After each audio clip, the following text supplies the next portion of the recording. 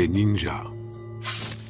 Auréolés de mystère, ces personnages énigmatiques sont encore décriés de nos jours. Dans le Japon féodal, tandis que les seigneurs des différentes provinces s'affrontent pour étendre leur hégémonie sur le pays, ces guerriers de l'ombre vont changer de façon radicale les règles du jeu. Ils sont passés maîtres dans l'art de l'espionnage, de la conspiration et de la guerre secrète. Voici la véritable histoire de Tanba. Formé par l'un des grands maîtres ninjas, il a affronté les seigneurs de guerre les plus redoutables.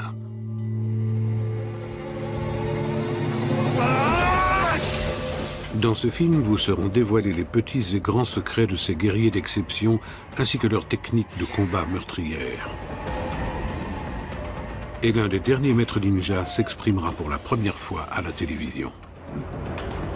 Les ninjas étaient les meilleures unités spéciales de toute l'Asie orientale. Ils excellaient dans leur domaine.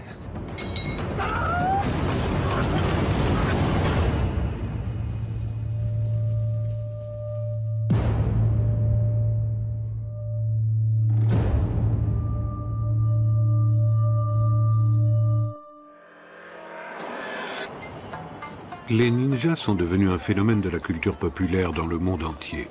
Après la Seconde Guerre mondiale, ces guerriers invincibles japonais fleurissent dans les bandes dessinées, les films de série B, les jeux vidéo, et ils s'exportent partout dans le monde.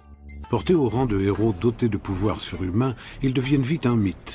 Pourtant, ils ont véritablement existé. Il est étonnant de constater qu'au pays du soleil levant, les ninjas ont une réputation douteuse et passent pour des voleurs et des meurtriers. Si de nombreux Japonais ont un ancêtre ninja, ils ne l'avouent qu'à contre-cœur. Mais cela ne ternit en rien la popularité de ce parc d'attractions ninja. Les ninjas sont dépeints, notamment au cinéma, comme des voleurs et des assassins. Mais nous n'avons rien à voir avec eux. Mais alors, qui étaient les ninjas? Des bandits, des criminels, des surhommes versés dans l'art de la guerre? Cette enquête palpitante nous ramène 4 siècles en arrière. Au XVIe siècle, Tanba Momochi est l'un des ninjas les plus célèbres du Japon. Pourtant, l'histoire de sa vie demeure aujourd'hui encore nimbée de mystères. Et les chroniques d'Iga nous apprennent peu de choses au sujet du jeune Tanba. À l'instar de tous les maîtres ninjas, il a été soumis à un entraînement intensif pendant son enfance sous la surveillance de son clan.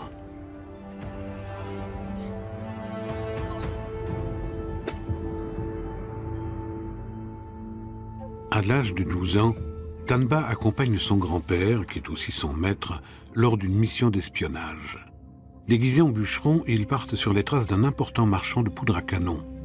Leur objectif, rassembler des informations au sujet de livraisons secrètes d'armes. La mission n'est pas sans danger, car le marchand est escorté de ses gardes du corps, de féroces samouraïs. Ces hommes peuvent se montrer assez imprévisibles, surtout si un jeune blanc-bec ose leur manquer de respect.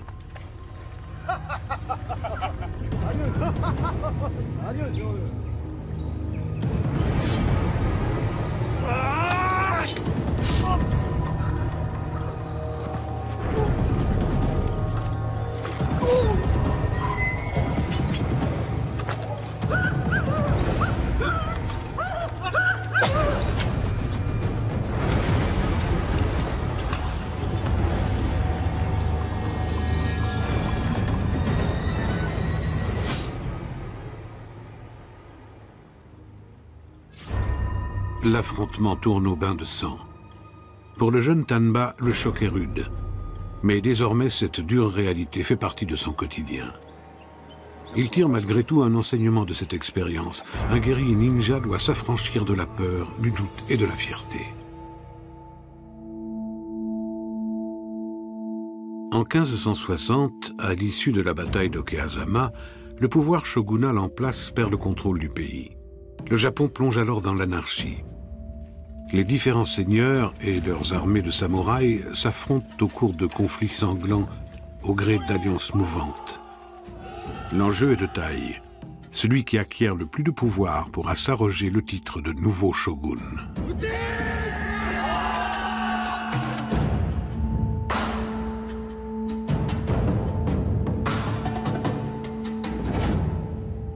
Au cours des guerres qui déchirent le Japon pendant 2 siècles, un nouveau type de soldat émerge, qui remporte aussi des victoires impressionnantes hors des champs de bataille, le mercenaire ninja. Un chef de guerre mandatait un ninja essentiellement pour 3 motifs: l'espionnage, l'infiltration et les incendies volontaires. Il perpétrait également des meurtres sur commande et semait la confusion en brouillant les pistes vêtus de la tenue de leurs ennemis. Les ninjas proposaient leurs services à travers tout le pays. Ils signaient leurs contrats dans le plus grand secret et même leurs familles ignoraient où les menait leur mission.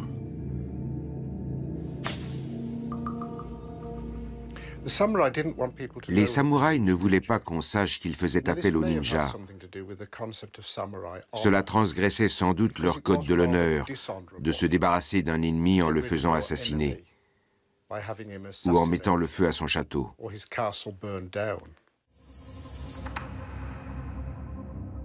Il est plus facile de comprendre cette défiance à l'égard des ninjas si l'on connaît le code de l'honneur des samouraïs. Selon la tradition des samouraïs, les gentilshommes dignes de ce nom s'affrontaient uniquement dans le cadre d'un duel. C'était un combat d'homme à homme, jusqu'à la mort.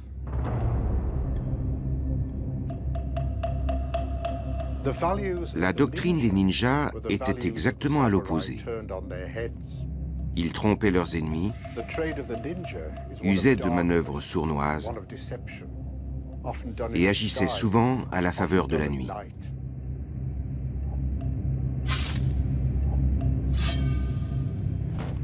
Et il semble que les hommes de la province d'Iga étaient particulièrement talentueux. À travers tout le Japon, de petits groupes d'hommes pratiquent l'art de la guerre selon les techniques des ninjas, mais aucun n'arrive à la cheville des guerriers d'Iga. Tandis que le jeune Tanba et son grand-père reprennent le chemin de leur village, Oda Nobukatsu, le fils du plus puissant seigneur de guerre du Japon, s'impatiente. Son marchand de poudre n'est toujours pas arrivé.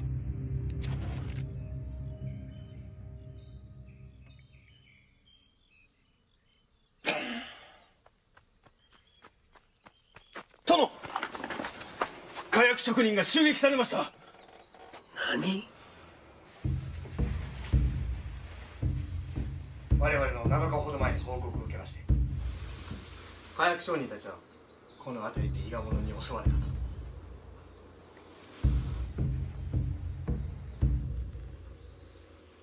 あれ？伊賀め！ La province d'Iga, contrée sauvage entourée de montagnes, est un refuge idéal pour ceux qui ont fui la guerre, pour les samouraïs dissidents et pour les petits propriétaires terriens qui veulent défendre leur garde face aux seigneurs voisins. La plupart des hommes d'Iga, et même quelques femmes, s'exercent à l'art de la guerre. Les troupes d'infanterie sont composées de paysans qui s'entraînent de temps à autre après les travaux des champs. En revanche, les soldats d'élite, comme Tanba, pratiquent un entraînement intensif. Un conseil des anciens composé de 12 membres adopte par voie de vote les décisions importantes.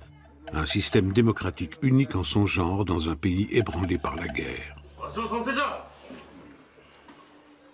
Pour garantir leur indépendance, les chefs du clan signent un pacte d'assistance mutuelle en cas d'agression de la province. Certains ninjas, notamment ceux des provinces d'Iga et de Koga, se transmettent des informations émanant de leur réseau d'espionnage et s'échangent des stratégies et des techniques de combat. Dans le Japon moderne, ce savoir ancestral est presque tombé dans l'oubli.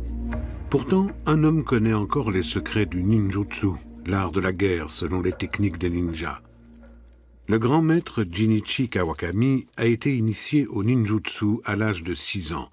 Aujourd'hui, il transmet ses connaissances à une poignée d'élus. Le ninjutsu n'est pas un art martial en tant que tel, plutôt une école de stratégie et de tactique, ou comment mettre en application ces compétences-là contre l'ennemi. Autrement dit, toutes les techniques visant à assurer sa propre survie.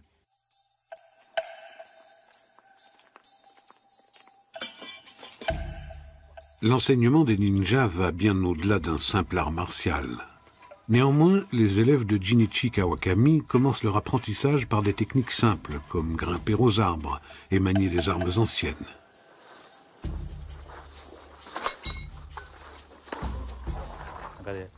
On peut piquer à ce niveau, dévier la lame, atteindre les mains.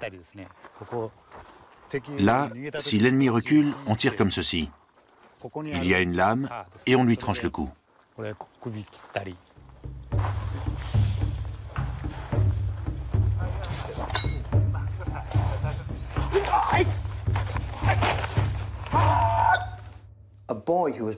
Un garçon né dans une famille de samouraïs devait apprendre le protocole, l'équitation et l'art de manier l'épée. Un aspirant ninja devait maîtriser tout cela, et en plus, il devait savoir s'infiltrer partout, se camoufler, allumer des incendies, fabriquer des bombes, être fin psychologue, connaître la chimie. La liste est sans fin.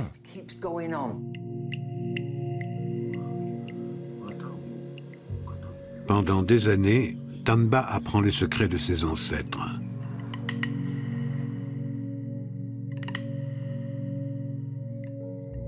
Il s'initie même au métier d'acteur. Au XVIe siècle, il est difficile de voyager sans encombre à travers les territoires des seigneurs de guerre. Pour se préparer à ces missions, Tanba apprend à se faire passer pour un moine itinérant. C'est une couverture parfaite pour franchir incognito les frontières les mieux gardées. Il apprend les différents accents régionaux et acquiert des connaissances propres à la population locale jusqu'à ce que son personnage soit parfaitement au point. Les ninjas ont une méthode particulière pour repérer le passage des caravanes dans les contrées sauvages. Ils goûtent la terre pour y détecter des traces de sel, révélatrices de la transpiration que les hommes et les bêtes de somme ont laissée derrière eux.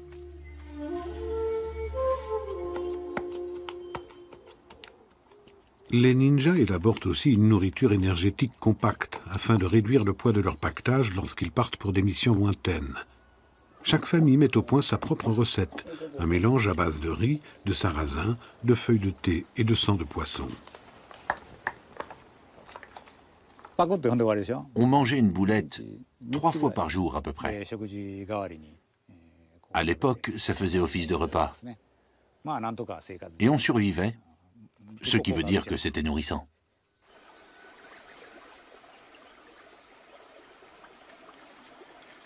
Pour ces guerriers, bien se nourrir est une question de survie. Comme tous les jeunes de son âge, Tanba aime les sucreries, et notamment les gâteaux de riz.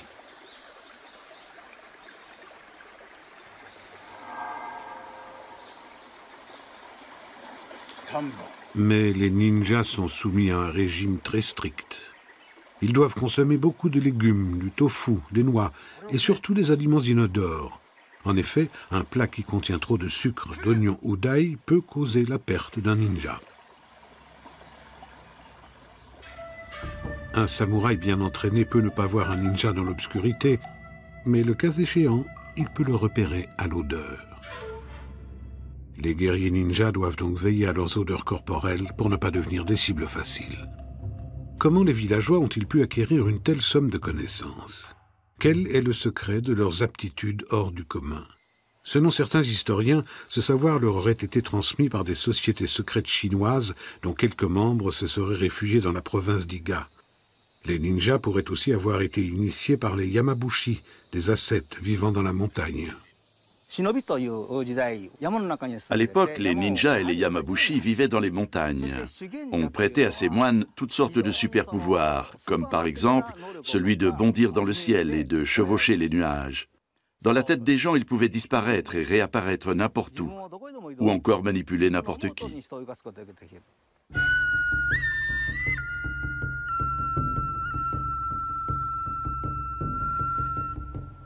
Les contrées montagneuses d'Iga permettent aux moines de renforcer leurs qualités physiques et spirituelles. Des heures durant, ils s'installent par exemple sous une cascade pour prier.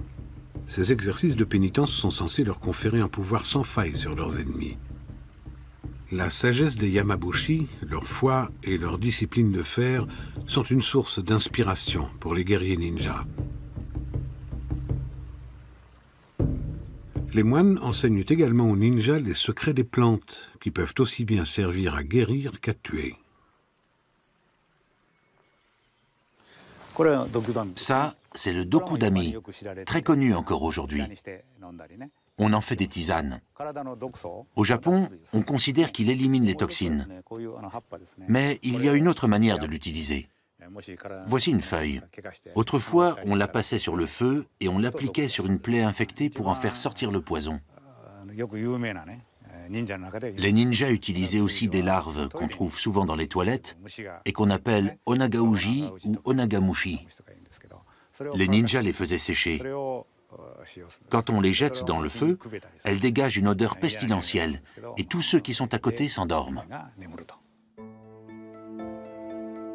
Le savoir des ninjas se transmet de génération en génération. Les rares manuels à ce sujet circulent sous le manteau et sont volontairement rédigés de façon incomplète. Seul l'enseignement d'un maître permet à l'élève de comprendre le contenu hermétique de ses ouvrages. Le corps doit être affermi, tout comme l'esprit.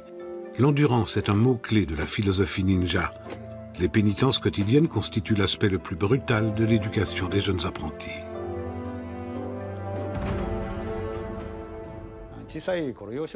Pour maîtriser cet art, il faut commencer dès l'enfance.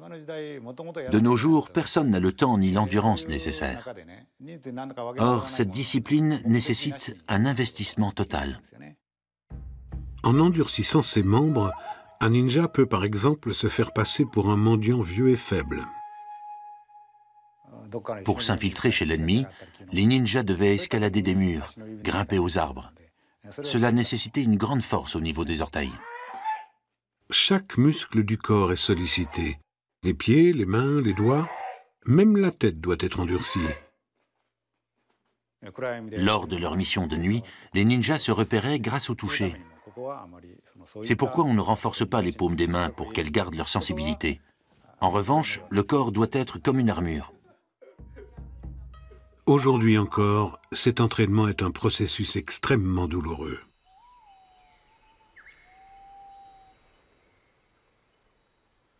Après des années d'apprentissage, Tanba doit se soumettre à une dernière épreuve qui ne fait pas appel uniquement à sa force physique.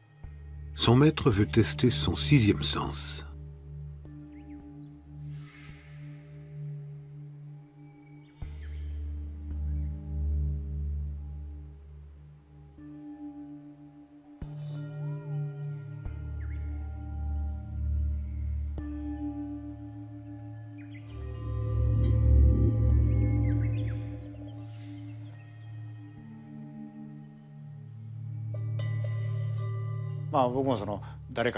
Je ne sais pas, car aucun assassin n'a jamais cherché à attenter à ma vie, mais je pense qu'on peut réellement pressentir la volonté de tuer.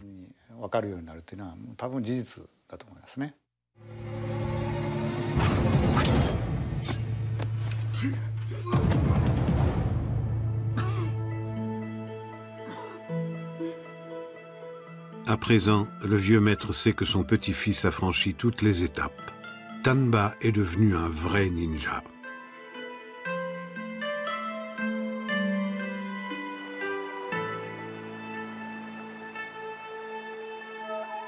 Peut-on vraiment apprendre à développer son sixième sens, son intuition? Selon la tradition ninja, la réponse est oui.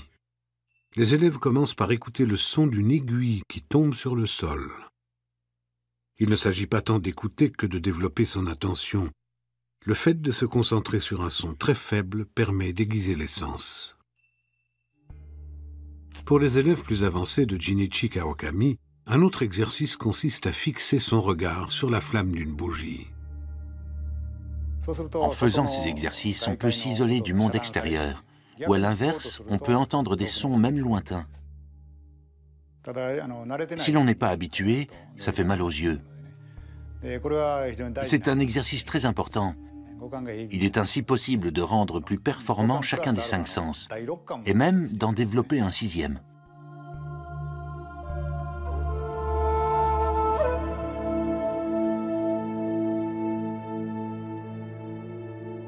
À l'issue de son apprentissage, Tanba accède rapidement au rang de maître ninja. Son grand-père lui a enseigné la sagesse de leurs ancêtres et toutes leurs techniques de combat. Bientôt, il va devoir affronter une épreuve déterminante pour la destinée de son clan. Autour de la province d'Iga, le monde a changé. Le père de Nobukatsu, Oda Nobunaga, a accédé au pouvoir et soumet les provinces japonaises les unes après les autres. Les ninjas savent qu'ils seront les prochains sur la liste, car les alliés d'Oda encerclent presque entièrement la province d'Iga. Les ninjas représentent un danger pour la politique expansionniste d'Oda et menacent l'approvisionnement de son fief. Afin de pouvoir attaquer cette province, Oda avait besoin d'une forteresse. Il a donc ordonné à son second fils, Nobukatsu, d'édifier le château de Maruyama.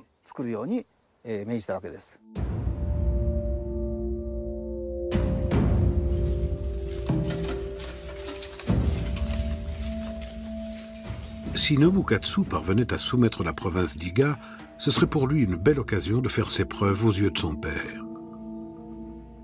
Tanba est conscient que la forteresse est une menace pour son peuple. Il fait alors appel au meilleur espion de son clan.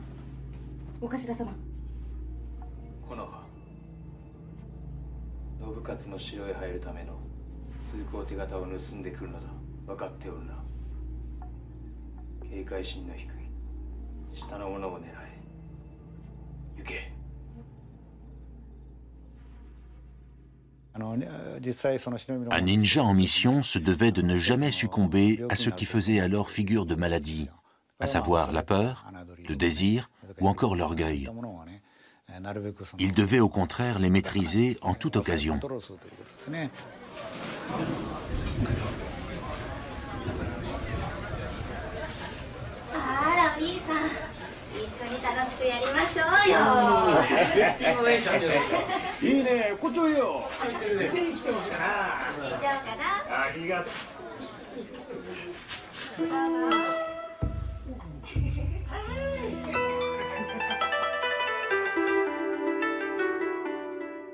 Il faut parfois des années pour qu'un espion parvienne à infiltrer un milieu. Mais la ravissante Konoha, qui n'a pas froid aux yeux, a ses entrées dans le quartier chaud de la ville.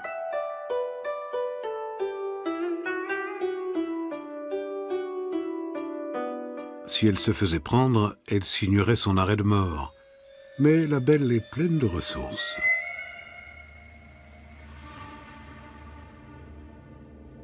Ça, c'est une aiguille Sanryoshin classique, à pointe triangulaire. On peut aussi utiliser de petits modèles. On l'entoure de papier et on la place dans la bouche avant de s'endormir. Si jamais on est attaqué durant le sommeil, on peut la cracher sur l'ennemi et en profiter pour s'enfuir.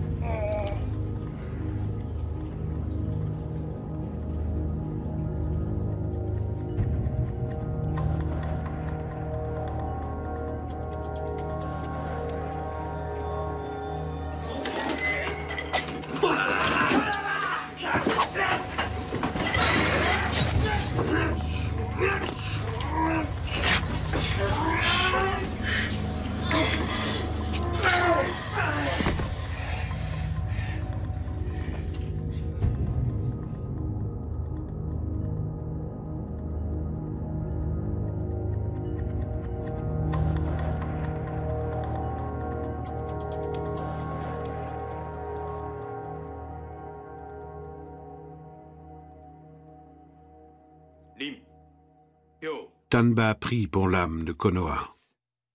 L'ennemi est désormais en alerte. Il est donc impossible de s'introduire dans la forteresse à l'aide du laissez-passer.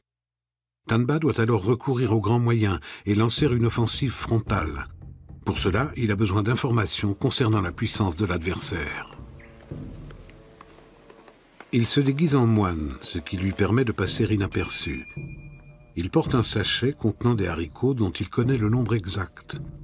À chaque fois qu'un soldat passe, Tanba laisse tomber un grain.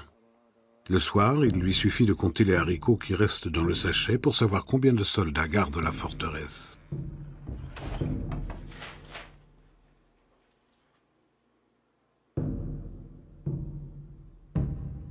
La conquête d'une telle place forte nécessite une préparation minutieuse. Tanba a imaginé la stratégie suivante.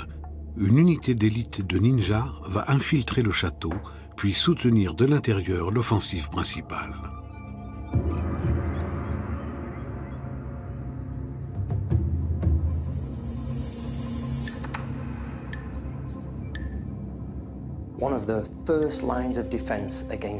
Le premier rempart contre une attaque ninja, c'était les éclaireurs. Ces soldats patrouillaient dans le périmètre du château. Ils se faufilaient jusqu'à leur cachette, d'où ils donnaient l'alerte en cas de danger, en envoyant des signaux secrets.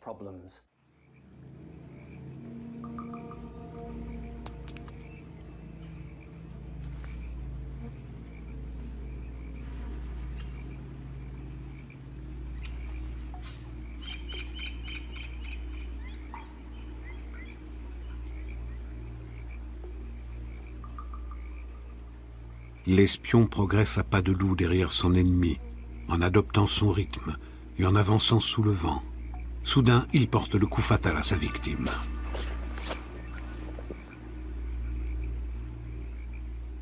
Pour ne pas éveiller les soupçons des gardes, le ninja envoie le signal convenu indiquant que tout va bien.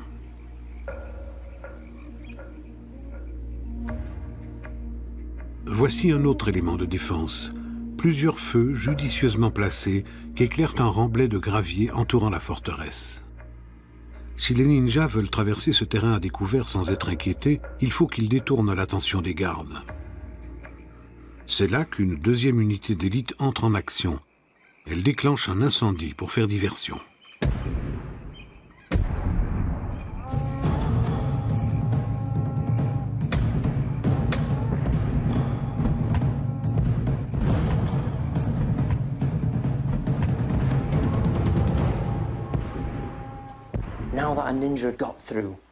Les ninjas devaient ensuite traverser les douves sans se mouiller, pour ne pas laisser d'empreintes de pas dans le château.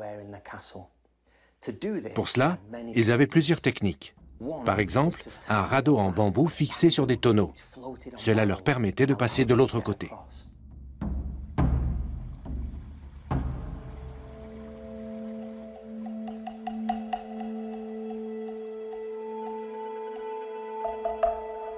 Les gardes s'attendent à ce que l'assaut ennemi provienne de l'extérieur de l'enceinte. Pendant ce temps, Tanba et ses guerriers grimpent sur les murs de la forteresse, dans un silence absolu.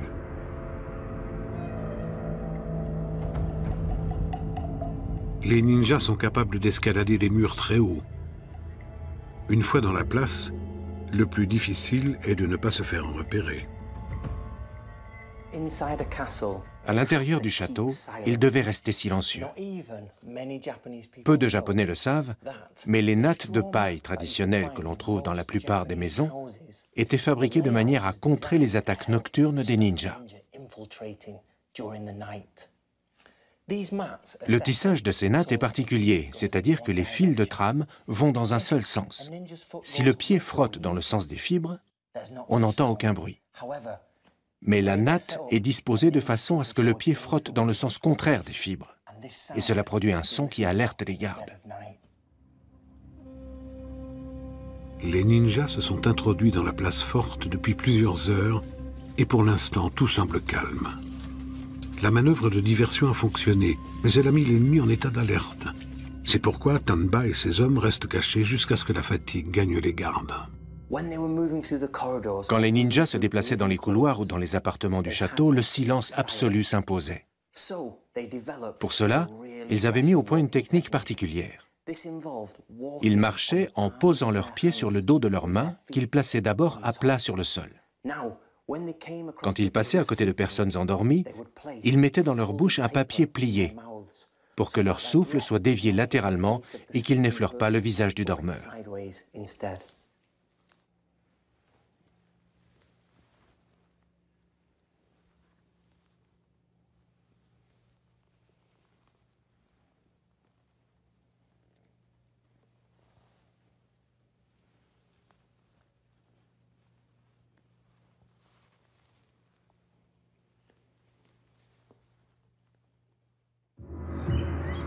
Le sommeil est le pire ennemi de tout soldat. Tapi dans l'ombre, le ninja profite du moindre instant d'inattention pour frapper.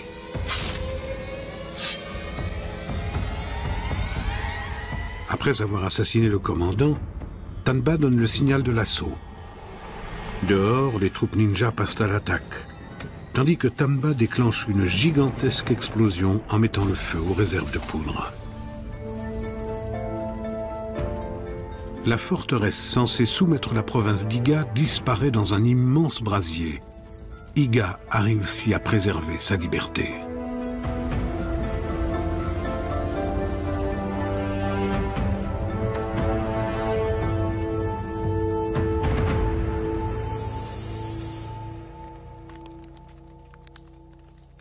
Nobukatsu, le fils du plus grand seigneur de l'époque, a perdu la bataille face à une poignée de mercenaires hors la loi.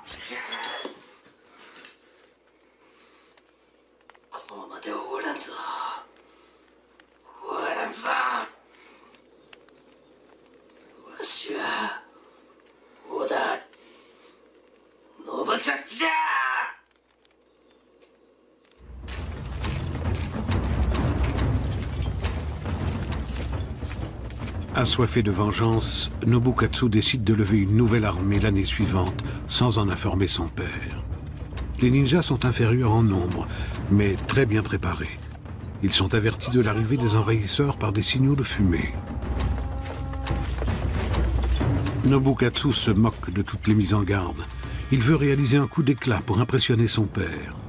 Fort de son armée de 8000 hommes, il s'apprête à franchir le col qui conduit à la province d'Iga. À cet instant, le général de Nobukatsu est sûr de la victoire.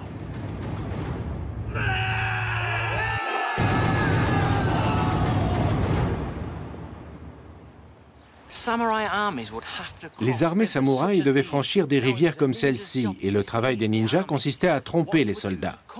Pour cela, ils fabriquaient des leurres, comme cette pierre attachée à des roseaux avec une corde. Ils adaptaient la longueur de la corde à la profondeur de la rivière. Ils installaient ces leurres par centaines, et ainsi le cours d'eau paraissait peu profond et facile à traverser. Quand les samouraïs se précipitaient pour traverser, ils se noyaient avec leur monture.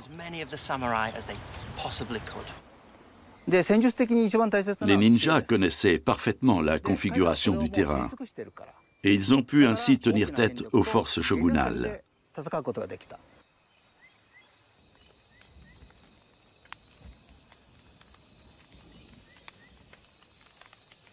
Ils attirent l'armée de Nobukatsu au cœur de la forêt d'Iga, et la campagne militaire qui s'annonçait glorieuse tourne au cauchemar. Nobukatsu combattait une armée invisible qui avait recours à tous les stratagèmes possibles pour remporter la victoire.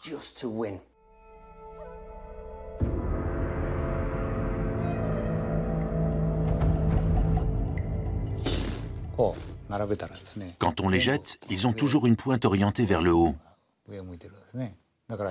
Quand vous êtes poursuivi, vous les éparpillez derrière vous, et malheur à celui qui marchera dessus.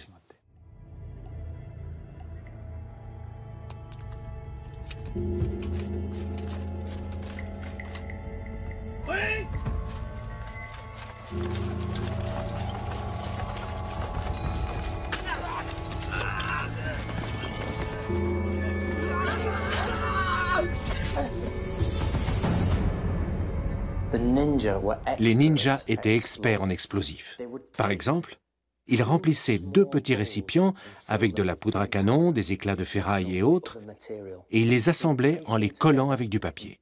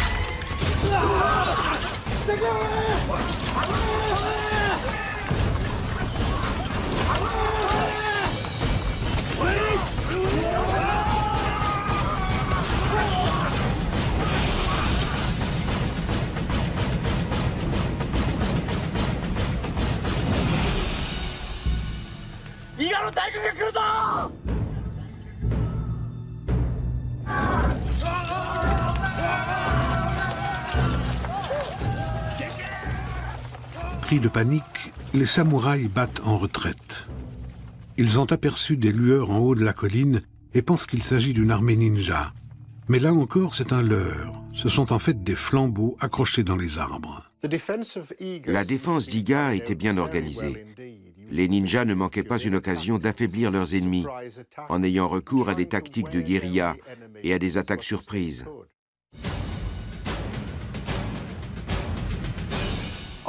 Il est arrivé que les ninjas sèment une telle confusion que les soldats de Nobukatsu en viennent à se battre entre eux.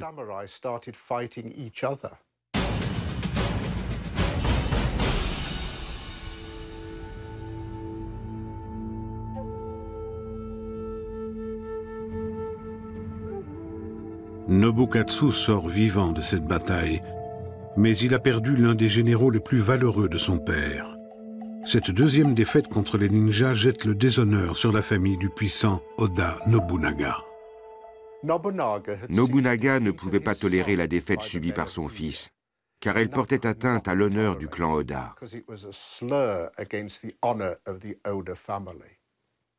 De plus, les ninjas menaçaient les voies de communication de la province.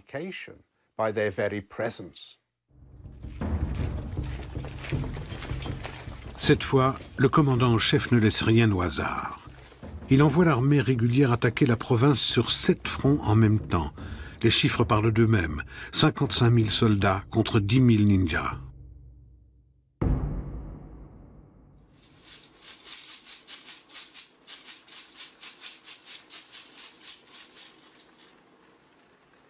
Les hommes d'Iga doivent prendre une décision. Fuir, continuer les actions de guérilla ou affronter ouvertement l'ennemi. Tanba décide d'interroger l'oracle.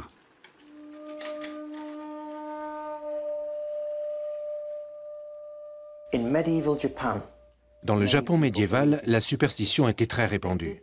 Les gens pensaient qu'on pouvait prédire l'avenir en observant les étoiles ou les nuages. On enseigne aussi ce genre de choses, mais en précisant bien qu'il ne faut pas y croire.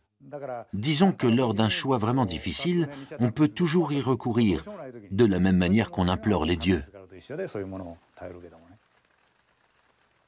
Tanba prend une décision lourde de conséquences. Il restera dans la province d'Iga pour se battre. Il compte sur l'habileté de ses guerriers d'élite pour combattre les samouraïs, même s'ils sont en supériorité numérique. Cette fois-ci, les actions de guérilla ne suffisent pas. Les ninjas doivent aussi se préparer à un affrontement direct dans leur base militaire.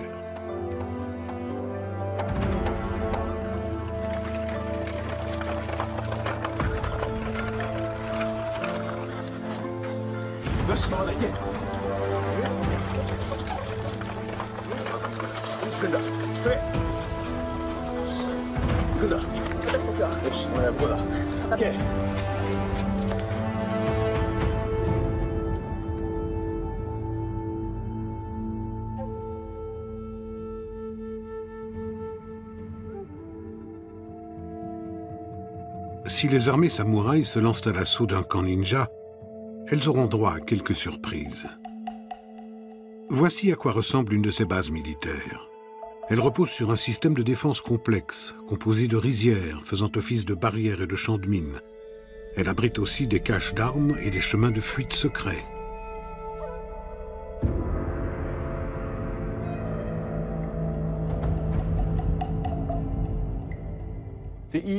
Les forteresses ninja avaient l'apparence de simples domaines fermiers, mais en réalité, c'étaient de vraies souricières. Si les samouraïs réussissent à pénétrer dans la forteresse, ils se retrouvent ensuite piégés à l'intérieur des maisons. Des portes dérobées facilitent la fuite. Il existe de nombreuses caches d'armes et des cachettes destinées aux embuscades. Cela permet d'épier les intrus et de les tuer. Ici, on dirait un parquet tout à fait ordinaire. Mais en réalité, il a été conçu pour dissimuler des armes.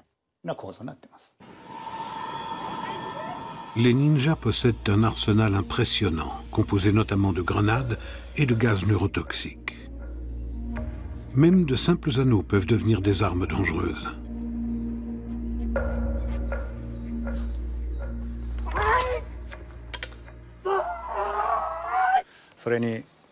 Les anneaux sont tranchants des deux côtés.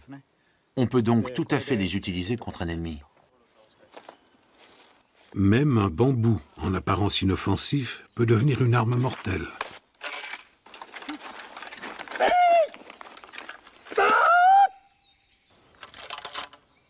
Dans celui-ci, il y a une chaîne lestée, mais il peut aussi être équipé d'une lame ou d'un dispositif destiné à aveugler l'adversaire.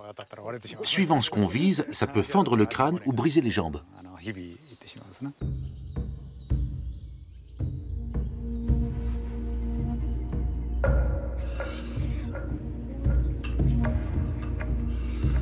Tanba ordonne à ses hommes de s'équiper pour le combat et de préparer des stocks de poisons, de remèdes et d'explosifs. Mais cette fois, les hommes d'Iga seront en position de faiblesse avant même le début de la bataille. Jusqu'à présent, les ninjas de la province voisine de Koka n'avaient pas pris part au conflit. C'est alors qu'un chef de guerre de Koka sollicite une audience auprès de Nobukatsu.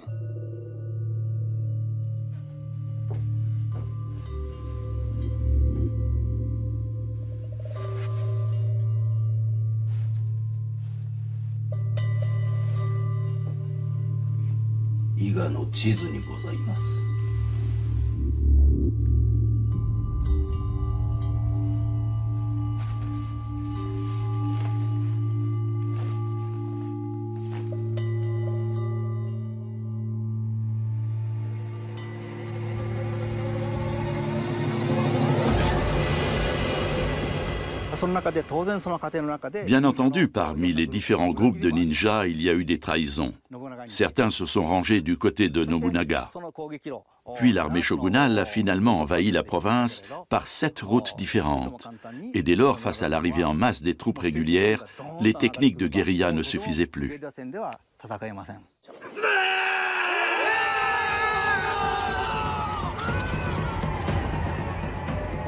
Le traître a livré les plans de défense d'Iga à Nobukatsu. Les camps militaires ninjas vont alors tomber les uns après les autres aux mains des samouraïs. Quelques unités occupent le nord, tandis que la plus grande partie de l'armée progresse vers le sud. Son objectif, encercler le dernier bastion ninja, la forteresse de Tanba.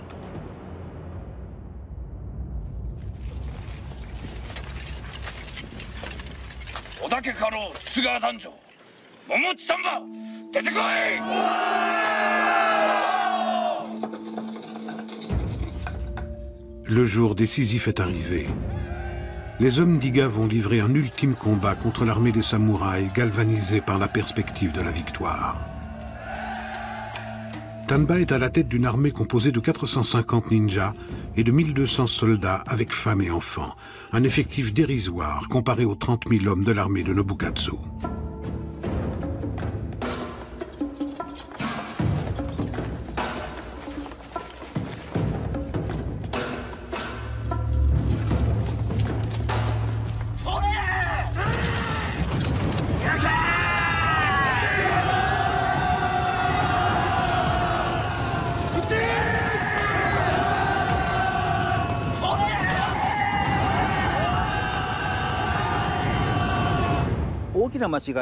Ils ont commis là une terrible erreur.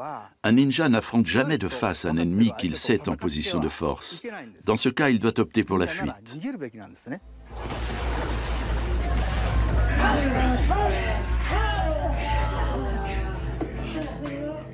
Pendant 2 semaines, Tanba et ses hommes se battent sans relâche. Ils tiennent les samouraïs en échec lors d'attaques nocturnes, à grand renfort d'armes à feu et de bombes. Mais les ninjas ne peuvent pas résister très longtemps. Chaque jour, ils perdent des hommes. Peu à peu, le désespoir gagne les troupes.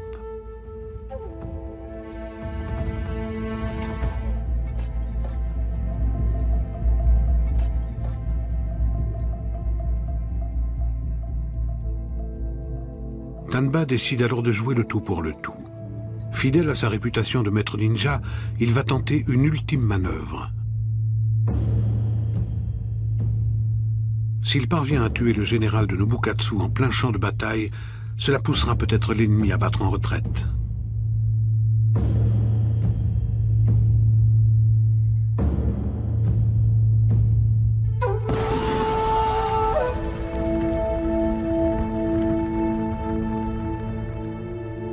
l'attaque surprise est un succès. Mais les troupes ne se replient pas pour autant. Les hommes d'Iga sont voués à une mort certaine.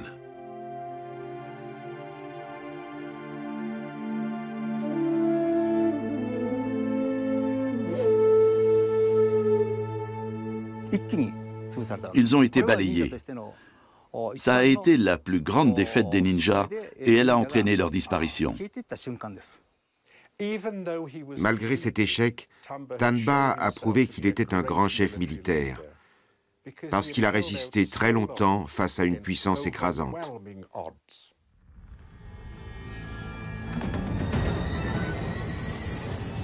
Le 24 novembre 1581, la forteresse de Tanba, le dernier bastion de la province d'Iga, tombe aux mains des samouraïs.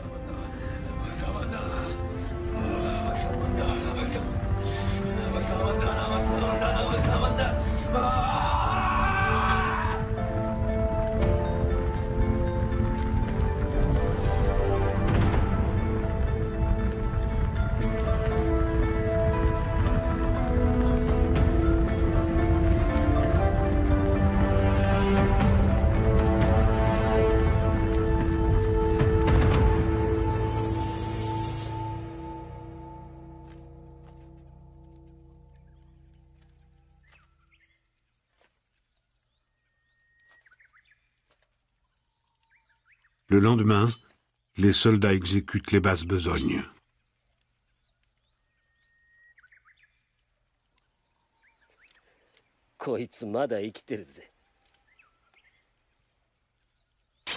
Oda Nobukatsu ne veut pas simplement battre les ninjas, il veut les exterminer. C'est la fin d'une grande dynastie de guerriers. Certains ninjas sont parvenus à fuir vers les provinces voisines. Les rares qui soient restés dans celle d'Iga ont perdu leurs terres, leurs revenus, et ils ont été contraints de rejoindre les rangs de l'armée de Nobukatsu. D'autres ont eu moins de chance. D'après la légende, les rivières et les forêts d'Iga ont été rougies par le sang des victimes ninjas. On raconte que dans un village, plus de 400 hommes, femmes et enfants ont été décapités en une journée.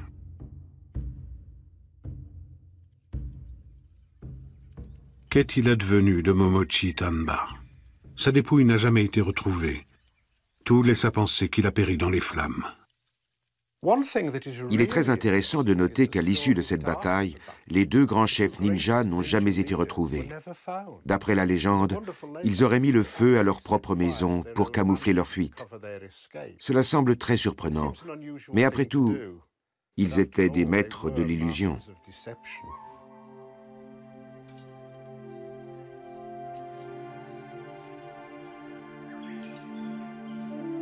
Est-il possible que Maître Tanba ait mis en scène sa propre mort et qu'il ait en réalité pris la fuite par un tunnel que l'on a découvert plus tard sous les ruines? S'est-il déguisé en fantassin pour franchir les lignes ennemies? Nul ne le saura jamais.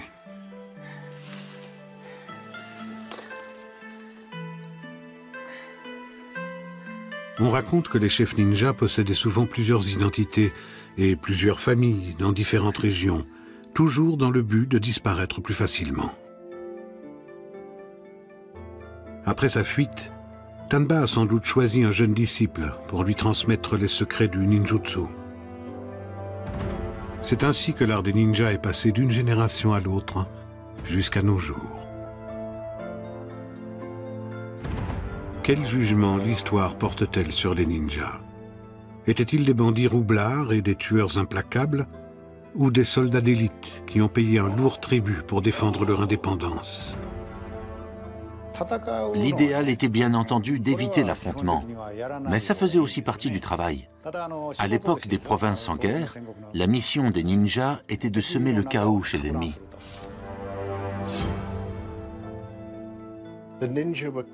Les ninjas étaient impitoyables, rigoureux et avaient à leur manière le sens de l'honneur. Ils étaient maîtres dans l'art de la mystification, mais ils n'ont jamais trahi leur maître et se sont battus jusqu'à la mort. Nous avons choisi de raconter la vie de Maître Tanba, mais il aurait sans doute préféré demeurer caché dans les brumes du passé. Comme le rapporte un célèbre écrit de l'époque, un bon ninja n'a pas d'odeur, n'est pas identifiable et tout le monde se demande s'il a jamais existé.